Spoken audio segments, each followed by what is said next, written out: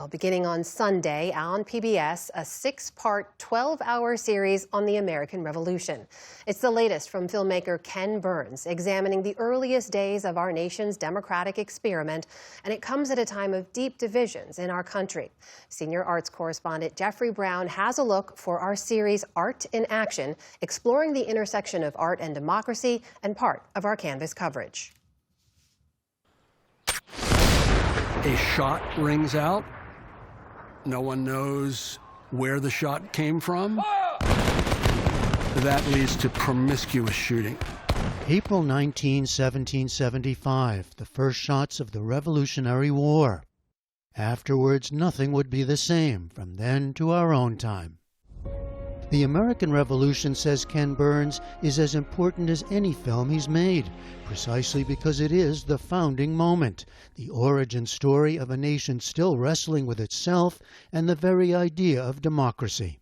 We've tended to make the revolution kind of sanitized and about men in Philadelphia thinking great thoughts, which is really important. But this is a bloody revolution. It's a bloody civil war in which Americans are killing other Americans because they don't agree with this. And it's also a global war that's superimposed on top of all of it. And I think understanding the origin story and understanding what the intention was of the creation of the United States as it morphed and as it changed as it went along helps us today understand not only where we are, but where we could be going. We joined Burns and co-director Sarah Botstein recently at the Mount Vernon, Virginia home of George Washington, one of a number of places around the country they've been screening the film for audiences ahead of its TV premiere. And if you're looking for complexities and contradictions, start right here at the quarters that housed Washington's slaves. I know you have this mantra, it's complicated, yes, right? Nothing could be more complicated than the person most responsible for our country, the person without whom this country doesn't exist. Right. And we're walking by the slave owning other human beings. It was a war of ideals. The American Revolution was the first war ever fought, proclaiming the unalienable rights of all people. And land grabs. They end up being kicked around and moved from place to place. This is, of course, the story of Native people relative to the United States. Of highest virtues. The sun never shined on a cause of greater worth. And lowest venality. Robert Morris was a war profiteer and mingled public and private funds with unabashed abandon. And vital, says Botstein, to see this as a civil war. They were brothers. One was in the British and the other in the American service, totally ignorant until that hour that they were engaged in hostile combat against each other's life. We were breaking with ourselves. We were British subjects and British citizens. We do understand, I think, collectively the American Revolution as this great war of ideas and a beacon of freedom, democracy, all the wonderful things we can celebrate about what is so important about the American experiment.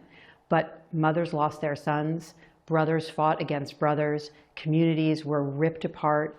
It was a deadly, terribly scary time. And there was a kind of radicalization and violence and terror. The Ken Burns trademarks are on display. Camera pans and music, historians on major battles, and lesser-known social issues. It was the job of women to go in and take care of those bodies. Actors, including Morgan Freeman, voicing the words of both celebrated and everyday figures from the era. Some consider us as much property as a house or a ship.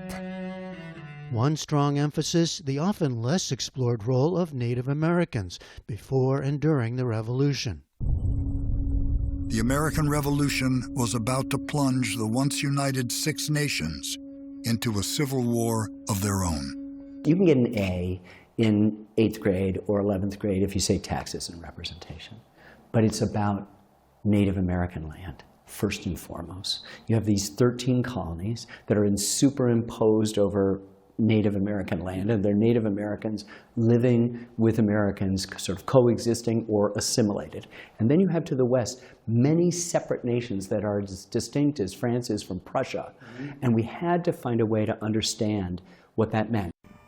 Something new for the Burns team, the extensive use of reenactments. Not faces, but bodies on the land, in battle, living through the times. Tell me about that, the decision to do that and how you came to think about it. What we did mostly was spend a lot of time with those reenactors without our cameras and with our cameras filming impressionistic things. What does it look like when there's a bayonet charge? What is it like when the soldiers are walking through the snow? You can kind of imagine the land that they walked on, see the fields where they died. And also creatively for us, we sort of turned our editing room upside down and how much live cinematography there is, how we use paintings. We don't just use paintings and material from the time. We commissioned watercolors. It's really a lot of everything and how we as a country thought and considered the revolution for 250 years. There are, of course, a number of jarring moments for a contemporary audience. One hit me was soldiers in a major city. One unbelievable thing that gets a response is when we show in our first episode when General Gage orders a fleet of ships from Halifax, Nova Scotia to come to Boston with, almost 2,000 troops to not protect it, but to police it. And then you hear these voices from the period talking about what a standing army, this is a big, big deal. And audiences erupt because, of course, right now it resonates. The Declaration of Independence. Democracy itself, Burns says, was not an object of the revolution, it was a consequence. And the film comes out as Americans are again, or still, divided over its meaning, and many fear for its future. Burns insists his long-standing approach to looking at history, as he puts it, calling balls and strikes like a baseball umpire, still holds.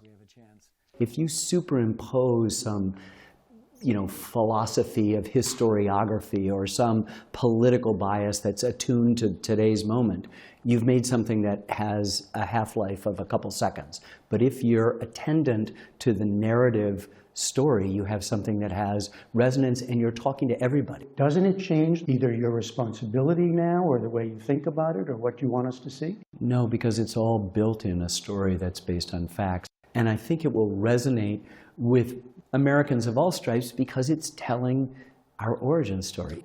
You have President Trump and allies were saying that there's been too much emphasis on the negative as opposed to the triumphs and the positives of this country. Where does this film fit in, or where do you fit in now to this thinking about how we tell history? You can't water it down. It is really complicated, and you have to tell that complication.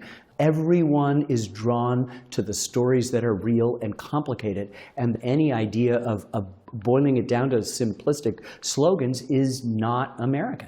We've talked to so many Americans who are really hungry and interested for good history, good stories, and there is a lot to be proud of and a lot to learn from our bruises and scars and things we've not done well. I have 2 children. I want them to learn history so that they can make their future brighter and better and learn the lessons from the past, whether those lessons are inspirational, instructive, depressing, dark, or light. The American Revolution begins airing this Sunday and runs 6 consecutive nights. For the PBS NewsHour, I'm Jeffrey Brown at Mount Vernon, Virginia.